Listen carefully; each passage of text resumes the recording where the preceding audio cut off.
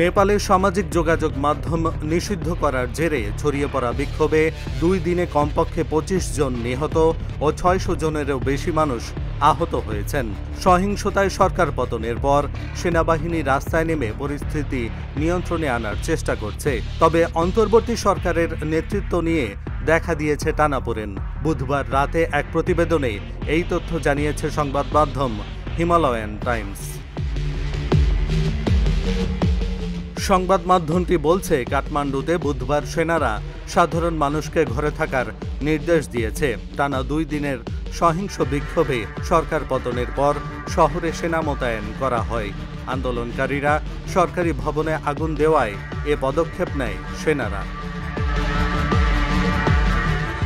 এদিকে বুধবার বিক্ষোভকারীদের প্রতিনিধি দল সেনা সদর দপ্তরে গিয়ে অন্তর্বর্তী নেতৃত্ব নিয়ে আলোচনা করেছে। তাদের মধ্যে কেউ কেউ জনপ্রিয় সাবেক প্রধান বিচারপতি সুশীলা কার্কিকে অন্তর্বর্তী সরকারের প্রধান হিসেবে প্রস্তাব করেছেন।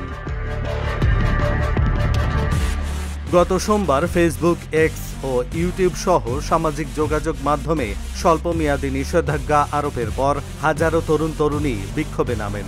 পুলিশ গুলি চালালে পরিস্থিতি আরও উত্তপ্ত হয়। মঙ্গলবার সরকারি স্থাপনাগুলোতে হামলার পর সহিংসতা ভয়াবহ রূপ নেয়।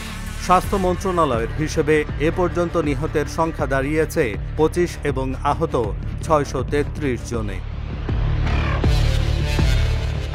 মঙ্গলবার এ সহিংসতার মধ্যেই প্রধানমন্ত্রী খড়গ প্রসাদ শর্মা ওলি পদত্যাগ করেন। প্রেসিডেন্ট রামচন্দ্র পৌডেল তাকে অন্তর্বর্তী সরকার গঠনের দায়িত্ব নিতে বলেন, কিন্তু ওলি সরকারি বাসভবন ছেড়ে চলে যান। তার অবস্থান এখনও স্পষ্ট নয়। আন্দোলনকারীদের প্রতিনিধি রেহান রাজ দঙ্গল জানিয়েছেন, তারা সেনা কর্তৃপক্ষকে সুশীলা কার্কিকে অন্তর্বর্তী সরকারের নেতৃত্বে আনার প্রস্তাব দিয়েছেন। মূলত জেনারেশন জির বিক্ষোভ নামে পরিচিত এই আন্দোলন শুরু হয় সরকার সামাজিক যোগাযোগ মাধ্যমগুলোতে নিষেধাজ্ঞা দেওয়ার পর। সরকার বলেছিল এসব প্রতিষ্ঠান নিবন্ধন ও সরকারি তত্ত্বাবধানে আসেনি।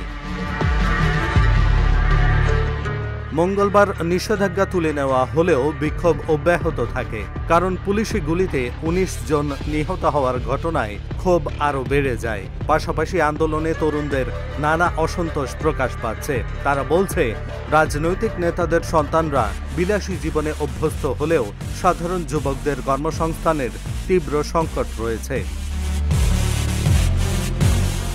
বিশ্ব ব্যাংকের তথ্য মতে 2023 সালে নেপালে তরুণদের বেকারত্বের হার ছিল প্রায় 20%। সরকারি হিসেব বলছে, প্রতিদিন 2000-এর বেশি যুবক জীবিকার সন্ধানে মধ্যপ্রাচ্য ও দক্ষিণ পূর্ব এশিয়ার দেশগুলোতে পাড়ি জমাচ্ছে। এহসানুল হক, ঢাকা জার্নাল।